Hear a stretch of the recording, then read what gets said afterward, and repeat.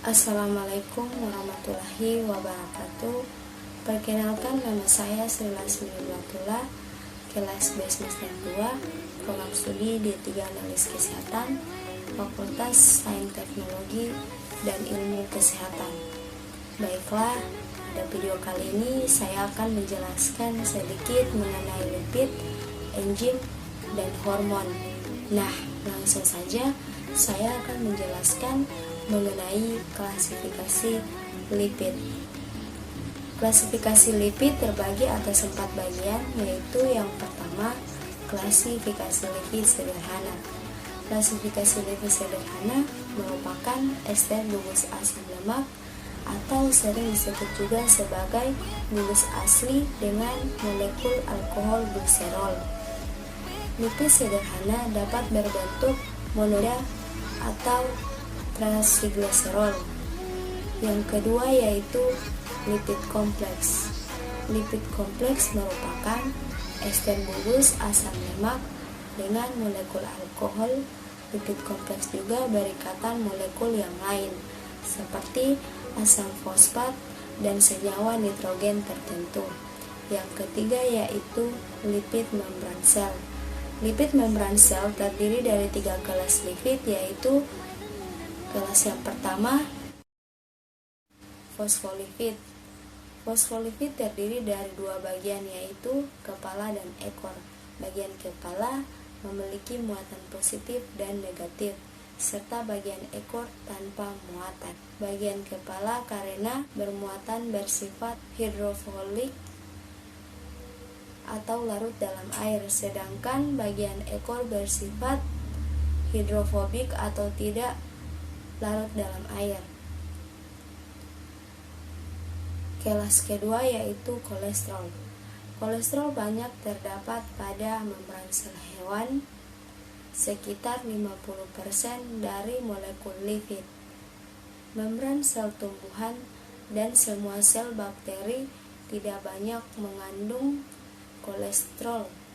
Dan kelas ketiga yaitu glikolipid. Glikolipid ialah molekul lipid yang mengandung karbohidrat, biasanya sederhana seperti galaktosa atau glukosa. Yang keempat yaitu trigliserida. Trigliserida adalah salah satu jenis lemak yang banyak ditemukan di dalam darah. Trigliserida dihasilkan oleh organ hati, namun sebagian besar berasal dari makanan seperti daging, keju, susu, nasi, minyak goreng, dan mentega. Nah, kemudian di sini saya juga akan menjelaskan mengenai enzim. Enzim adalah biomolekul berupa protein yang berfungsi sebagai katalis atau senyawa yang mempercepat proses reaksi tanpa habis beraksi dalam suatu reaksi kimia organik. Kemudian enzim bekerja dengan cara bereaksi dengan molekul substrat untuk menghasilkan senyawa intermediat melalui suatu reaksi kimia organik yang membutuhkan energi aktivasi lebih rendah, sehingga percepatan reaksi kimia terjadi karena reaksi kimia dengan energi aktivasi lebih tinggi membutuhkan waktu lebih lama. Dan adapun kerja enzim dipengaruhi oleh beberapa faktor, terutama adalah substrat, suhu, keasaman, kofaktor, dan inhibitor. Dan yang terakhir yaitu mengenai hormon. Hormon adalah zat kimia yang dihasilkan oleh kelenjar buntu. Kelenjar ini merupakan kelenjar yang tidak mempunyai saluran, sehingga sekresinya akan masuk aliran darah dan mengikuti peredaran darah ke seluruh tubuh. Adanya perbedaan hormon dan sistem saraf dan hormon sebenarnya memiliki persamaan dan juga perbedaan. Untuk persamaannya yaitu adalah karena sistem saraf dan hormon memiliki fungsi untuk mengatur dan melakukan koordinasi dalam kegiatan tubuh, sistem saraf dan sistem hormon. Sedangkan perbedaannya adalah sistem saraf berfungsi untuk menerima, menanggapi, dan menyampaikan rangsang respon sistem saraf terhadap rangsang sangat cepat. Sistem hormon berfungsi mendukung kerja organ dalam tubuh. Hormon disekresikan oleh kelenjar endokrin seperti hipofisis.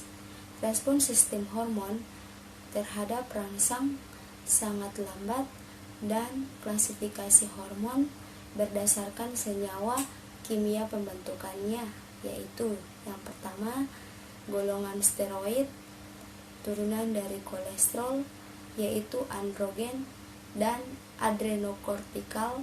Yang kedua golongan eukosanoid, asam amino dengan molekul yang kecil, yaitu dari asam arkidonat. Yang ketiga yaitu golongan derivat adalah tiroid, katekolamin, dan epinerin. Dan yang keempat yaitu golongan polpeptida dan protein, yaitu insulin glukagon, GH, TSH, oksitosin, dan pasopein. Hormon insulin alami adalah hormon alami yang diproduksi oleh pankreas. Insulin berfungsi membantu penyerapan glukosa ke dalam sel-sel tubuh untuk mengendalikan gula darah.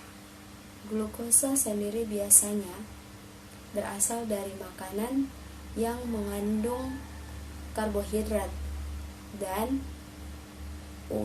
diubah tubuh menjadi sumber energi utama.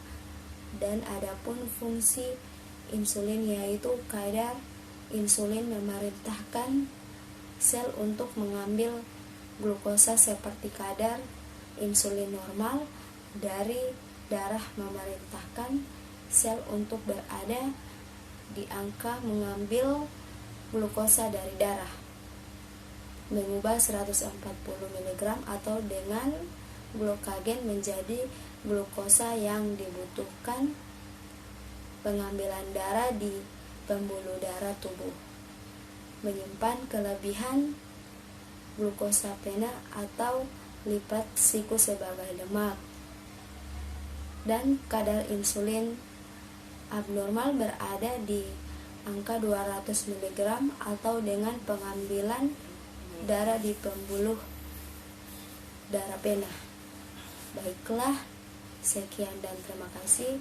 Itulah penjelasan dari saya mengenai penjelasan enzim, lipid, dan hormon. Terima kasih. Saya Sri Lasmini Bilatula. Mohon maaf bila ada kata-kata yang salah dalam pengucapan. Wassalamualaikum warahmatullahi wabarakatuh.